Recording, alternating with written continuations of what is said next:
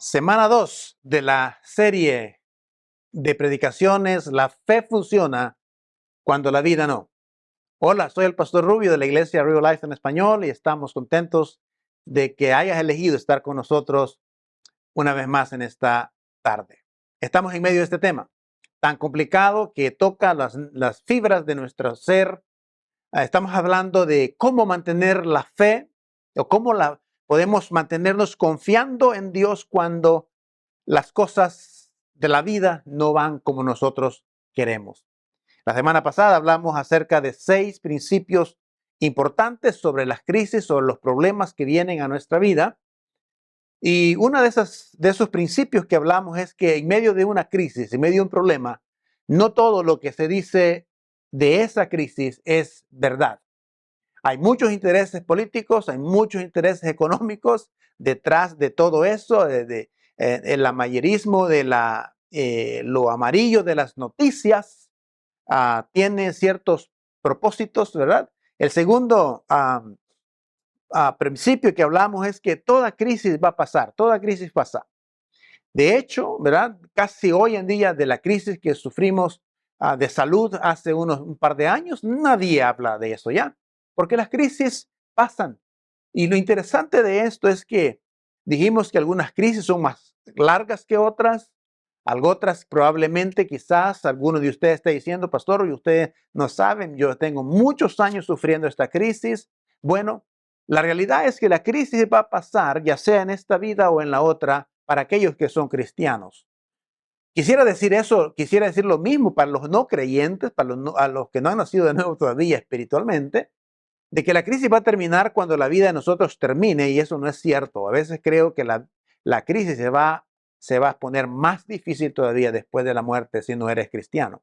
Pero para aquellos que han confiado en Cristo, la muerte puede ser el final de la crisis que usted está enfrentando. De hecho, el que habla acerca de estos pasajes de que hemos sido golpeados pero no destruidos y que vivió toda su vida en una crisis prácticamente fue el apóstol Pablo. ¿Y cuándo terminó realmente las crisis del apóstol Pablo? Cuando enfrentó probablemente la espada de algún soldado romano y él fue decapitado. Y cerró sus ojos a este mundo lleno de crisis, lleno de problemas, y cuando abrió los ojos, todas las crisis se habían ido. Entonces fue el principio número 2, que las crisis van a pasar. Ahora, otra cosa importante que hablamos es que debemos concentrarnos en lo inmutable, en lo que no cambia. Y una de las cosas que no cambia es que Dios te ama, Dios está contigo, Dios sabe lo que te pasa, etcétera, etcétera. Entonces, hablamos de 6 de estos. Y no quiero tomar mucho tiempo en repetir estos principios porque tenemos algo importante que compartir también en esta tarde. Santiago, como dijimos la semana pasada, escribe a personas que quizás estaban pasando por graves problemas, graves crisis, pero probablemente no son las mismas crisis que usted y yo enfrentamos. Las crisis de ellos eran, por ejemplo, el desalojo de sus hogares, eran asesinados por la fe en Jesucristo. En fin, era cosa seria estar vivo en aquel tiempo. Solamente por ser cristiano podía ser asesinado. Y entonces, por esa misma razón, cuando Santiago escribe en su libro, El medio hermano de Jesús, él escribe comenzando el primer versículo, dice: Santiago, siervo de Dios y del Señor Jesucristo, a todo el pueblo de Dios que ha sido esparcido por todo el mundo. Por eso es, porque habían sido esparcidos. La persecución de este pueblo era difícil. Habían caído, probablemente sus vidas habían dado un vuelco triste en la vida porque habían sido perseguidos. Y luego los versículos en adelante los leo, versículos 6, del 2 al 6, dice esto, y en esta parte vamos a estar basados predominantemente el día de hoy. Primero el versículo del 2 al 6 dice: tengan por sumo gozo, hermanos míos, cuando se hallen en diversas pruebas, sabiendo que la prueba de su fe produce paciencia, y que la paciencia tenga su perfecto resultado, para que sean perfectos y completos sin que nada les falte. Y si a alguno de ustedes le falta sabiduría, que se la pida a Dios, quien da a todos abundantemente y sin reproche, y le será dada. Porque pida con fe, sin dudar, porque el que duda es semejante a la ola del mar impulsada por el viento y echada de una parte a otra. Esa es parte de lo que vamos a estar usando el día de hoy en cuanto al tema de hoy. Una de las cosas que necesitamos recordar nosotros, ¿verdad? Es que eh, Santiago está hablando a los creyentes que están en crisis en ese momento. Están en crisis. Y dice, Santiago dice, cuando estas crisis vengan, no las miren como algo malo, no las miren como algo, como un castigo, porque ahora es la forma como muchas congregaciones ven las luchas y las pruebas, las cosas, las dificultades, las crisis que vienen a la vida, las ven como algo malo. Y Santiago dice, no los mires como un intruso, porque tienen el propósito de producir algo en nosotros, producir la cualidad, por ejemplo, de la resistencia, de producir, por ejemplo, más confianza en Dios. Entonces hay un propósito detrás de cada una de las crisis que vienen a nuestra vida. Pero hay una cosa interesante que yo he estado pensando en cuanto a esto, es que por lo general, a veces nosotros no, muy poco nos interesa quizás el saber de que hay un propósito en estas luchas y en estas pruebas. Por ejemplo, a veces no entendemos el propósito de las pruebas porque apenas llega una prueba, por lo general, por naturaleza quizás, comenzamos a orar y comenzamos incluso hasta a ayunar para que se termine, se vaya esas dificultades, esas pruebas en la vida. Y no le damos chance o oportunidad a Dios que termine el proceso, que cumpla el propósito que viene detrás de esa prueba. Ahora, quiero decir que lo malo no viene de Dios, ¿ok? La Biblia dice que todo don perfecto proviene de lo alto. Así es que de Dios no viene algo malo. Dios no es malo. Dios es bueno. Pero Dios usa las cosas malas y muchas de esas crisis de las que estamos hablando probablemente son crisis que usted y yo las hemos creado. Otras vienen por la naturaleza de la vida porque el mundo está totalmente quebrado. Entonces, en esta tarde, déjenme presentarles a ustedes, por lo menos ahorita, cuatro hechos importantes, cuatro realidades, cuatro hechos importantes que debemos nosotros recordar cuando vienen los problemas. Porque a veces nos olvidamos de esto. Y cuando somos sorprendidos por los problemas, nuestra vida se vuelve miserable porque de alguna forma u otra nosotros tenemos una perspectiva de la vida quizás equivocada en muchos casos. El primer hecho, la primera verdad que usted y yo debemos conocer es que los problemas son inevitables. Los problemas, las crisis son inevitables. En otras palabras, si con algo usted debe de contar, es con crisis. Si algo debe de contar, es con problemas. Porque esos están ahí, usted no los puede evitar, no los puede posponer, no los puedes hacer que se esperen. Y de estos problemas, no solamente habla Santiago de que los problemas van a venir, sino también Jesucristo dijo que en este mundo tendréis aflicción, seréis afligidos en este mundo. El mundo que dice Isaías que está quebrado por el pecado de este mundo. Porque estamos viviendo en un mundo pecaminoso, en un mundo quebrado, que va a ser restaurado, sí, pero mientras tanto, mientras vivamos aquí, usted y yo vamos a tener toda clase de problemas y Jesús lo mencionó. E incluso el apóstol Pedro también hablaba en el capítulo 1, versículo 1, dice que no te sorprendas cuando os halléis en diversas pruebas, cuando estas cosas vengan. A veces los cristianos somos sorprendidos a veces, pero porque desconocemos el hecho de que las pruebas son inevitables. Ahora, los problemas no son electivos, usted no los puede elegir. Ellos lo eligen a usted. Es un curso obligatorio que tenemos que pasar todos nosotros y vamos a tener que vivir con eso. El segundo hecho que quiero compartirles con ustedes es que las crisis y los problemas son diversos, diversos. Hay de muchos colores, no son iguales, no todos son iguales, vienen de diferentes colores, de diferentes sabores. Algunos duran mucho tiempo, algunos duran más tiempo que otros. Otros probablemente viene uno tras otro. Algunos son más dolorosos que otros. Algunas crisis son menos, algunas crisis son más fuertes que otras. Pero todos diferentes. Entonces dice Santiago que son diversas, son diversas pruebas. Entonces quiere decir que las pruebas van a venir de diferentes formas, en diferentes capacidades, incluso algunas, como dije, durarán poco tiempo, unas durarán mucho tiempo, por lo tanto son diversas. El tercer hecho es de que son impredecibles. Son impredecibles, no sabes cuándo van a venir. A veces simplemente nos agarran desprevenidos, ¿verdad? Nos agarran desprevenidos normalmente porque son impredecibles. Suelen agarrarte en el momento menos indicado. A veces nos agarran por sorpresa porque son impredecibles. Ahora, esto no quiere decir que usted y yo no podemos prepararnos para la lucha, para la prueba, para la crisis.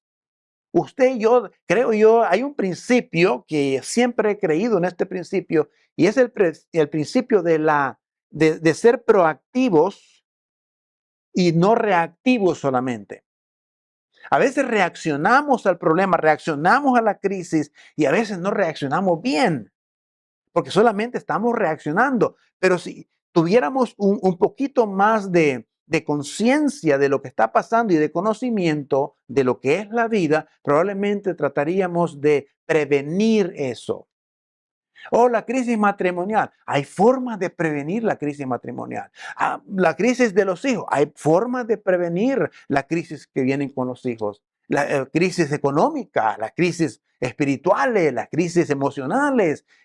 Póngale el tipo de crisis de muerte. Hay formas de nosotros prepararnos con conciencia para cuando vengan esos días difíciles. Entonces, y no solamente reaccionar. Muchas veces nosotros nos sorprenden desprevenidos cuando menos lo esperamos. A veces como que aparecen las dificultades y a veces como que viene una tras otra y tras otra y parece como hay un dicho, ¿no? Que dice que ya no vemos lo duro, sino lo tupido que nos está dando la vida, ¿no? Pero en todo ese proceso hay una cosa interesante, es que la fe funciona cuando esto no está funcionando, cuando las cosas no van bien. Hay otro hecho interesante, es que las pruebas traen un propósito. Las crisis traen un propósito. Son un evento malo usado para el bien por Dios. Solamente Dios puede sacar algo bueno de esto. Y hay muchas cosas que Dios quiere, producir resistencia, pueden tener un producto positivo, ser productivas en nuestra vida. Y a veces el sufrimiento puede lograr algo bueno en la vida y tienes el valor en nuestra vida y tenemos si tenemos la perspectiva correcta. Si nos acercamos a la prueba con la perspectiva correcta. Alguien dijo que si nuestra perspectiva de la vida es que todo es placer, que todo va a ser color de rosa, alguien lo puso como un crucero del placer. Si la vida, esa es la perspectiva de la vida, déjeme decirle algo. Cuando usted se encuentre cuando vengan las luchas, cuando vengan las crisis, su vida va a ser miserable. Por eso es importante esta frase, tener una perspectiva clara, correcta de las pruebas y de las luchas. Por ejemplo, ¿por qué le digo esto? Porque una crisis mal manejada, con una perspectiva equivocada, puede traer graves consecuencias. Graves consecuencias. Algunas de esas consecuencias es que las personas se apartan de Dios, comienzan a renegar de Dios y comienzan a decir Dios es malo, Dios es aquí, comienzan a renegar de Dios. y se vuelven amargadas, de tal forma de que esa amargura no solamente se vuelven amargos en su propia vida, sino que transmiten toda esa amargura a sus hijos y a su familia, a su hogar, a su trabajo, y se convierten en unas personas insoportables porque ha venido amargura y porque no han podido manejar o tienen una perspectiva diferente de las crisis y los problemas. Eso puede ser una de las cosas. La otra es que se alejan de Dios, se alejan de la iglesia, se alejan del compañerismo, de los hermanos por las crisis. Pero podría ser algo más mayor y más complicado todavía, quizás más extremo, es que muchas personas a veces se quitan la vida, porque no pueden soportar las crisis que vienen. Eso podría ser el extremo de esto. Entonces hay una cosa interesante en estos son los 4 hechos que acabo de mencionar, los 4 hechos. Pero déjenme mencionarles por lo menos 3 propósitos de las pruebas, 3 propósitos de las pruebas. La primera es que las pruebas van a probar tu fe. Y usted dice, bueno, pero yo cuando estoy cuando uno está en medio de la crisis y en medio de las pruebas, lo menos que tú quieres es que tu fe sea aprobada. ¿Verdad? Lo que quieres es resultados. Muchas veces nuestra fe crece y si se estira y se fortalece cuando es presionada. Cuando es presionada, la fe, la confianza, la dependencia de Dios va creciendo en nuestra vida. Y un ejemplo de eso es Job. A Job, su fe fue presionada de tal forma que perdió su salud, perdió su familia, perdió todos sus bienes. Fue presionado hasta lo sumo. Quizás una de las pruebas más complicadas redactadas en la palabra de Dios.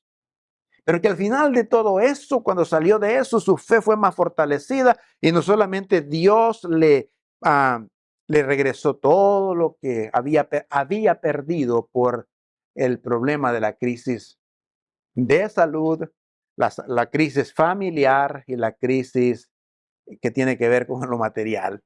Todo se le fue, pero pudo salir adelante. Entonces, segundo propósito, los problemas desarrollan mi carácter. O sea, la resistencia, la palabra más común sería en nuestro tiempo firmeza. Las pruebas traen resistencia, traen firmeza en nuestra vida. Es más, hablamos de la perseverancia, hablamos de la resistencia. Literalmente, la resistencia es la capacidad de manejar la presión. Esa es la resistencia. La capacidad de manejar bien la presión que viene sobre nuestra vida, sobre nuestra fe. Entonces, ¿cómo nosotros vamos entonces a ser presionados? Tienes que experimentarlo. Tienes que dejar que Dios termine su propósito o termine ese proceso en la vida. Por lo tanto, en la mayoría de las personas, cuando enfrentan problemas, tienden a darse por vencidos, y ahí es donde les dije que muchos cometen suicidio. Alguien dijo que cuando no hay esperanza, el suicidio suena atractivo. Pero este es el punto. El tercer aspecto del propósito, tercer propósito es que madura nuestro carácter. Madura nuestro carácter. No sé si usted ha visto personas que cuando están pasando por crisis, yo las he visto en mi vida, personas que cuando están pasando por crisis, usted ve como una especie de tranquilidad, de paz en medio de la tormenta. Como que han, no sé, han tomado algo diferente. ¿Por qué? Porque eso se llama carácter, porque se ha formado el carácter. Entonces, uno debe entender de que cuando ves a alguien tranquilo en medio del problema, en medio de las crisis, es porque esa persona ha podido, las pruebas han moldeado su carácter y esa persona confía más en Dios. Hay una cosa interesante. Entonces, ¿cómo nosotros debemos responder a los problemas? ¿Cómo debemos responderles? ¿Verdad? Unos responden yéndose, otros responden con enojo, otros responden airados, otros responden quizás con amargura, otros responden maldiciendo a Dios o maldiciendo a la vida o maldiciendo a todo mundo. Pero ¿cómo la Escritura menciona que debemos nosotros responder ante las crisis y ante los problemas? No es fácil lo que viene. Primero, dice que debemos regocijarnos. Es tan complicado regocijarse en medio de la crisis. Pero una de las razones por las cuales usted y yo podemos regocijarnos en las crisis es porque sabemos la verdad. Sabemos lo que Dios va a sacar de ese problema. Sabemos lo que Dios puede traer o sacar algo bueno para nosotros. Dios puede usar cualquier cosa, incluso nuestros problemas que tal vez a alguien más creó tratando de hacerte daño. Dios quiere sacar algo bueno. Hay un ejemplo en la Biblia, en el Antiguo Testamento. José, el hijo de Jacob. Mira, la familia, los hermanos trataron de destruirlo, a asesinarlo e incluso trataron de quitarlo de la familia, lo vendieron como esclavo, pero al final José dice, ustedes hicieron todo esto conmigo, me trataron de matar, me vendieron, hicieron esto, me odiaron, pero Dios lo usó para el bien mío y el bien de todos. ¿Sabe por qué? Porque las pruebas traen un propósito, obviamente, y entonces debemos regocijarnos en eso. Ahora, no está diciendo de que trates de, ¿cómo se dice? De pretender como que no existe la lucha o no existe ¿cómo se llama? La crisis. No está diciendo de que finjas los problemas, no está diciendo ni que finjas hasta que logres salir del problema. Es más, no está diciendo en lo absoluto acerca de eso. Es más, tampoco está diciendo de que camines como un mártir diciendo, miren cuánto estoy sufriendo yo de este problema. Dice es más, el punto es que el regocijo no es por el problema, no es por la enfermedad, no es por el problema matrimonial, no es por la crisis económica, no. El regocijo tiene que ver con el hecho de que Dios sabe, Dios está en control. Y es más, nos regocijamos no por el problema, sino nos regocijamos porque durante el problema sabemos que Dios va con nosotros. Nos regocijamos en el problema porque sabemos que Dios le importamos, porque Dios está obrando a nuestro favor, porque Dios está moviéndose a mi alrededor, porque no me dejará de amar. Dios, por eso es que nos regocijamos. No estamos regocijándonos por el dolor, el sufrimiento. Estamos regocijándonos por el resultado, por lo que Dios va a sacar de ese problema. Segunda cosa importante.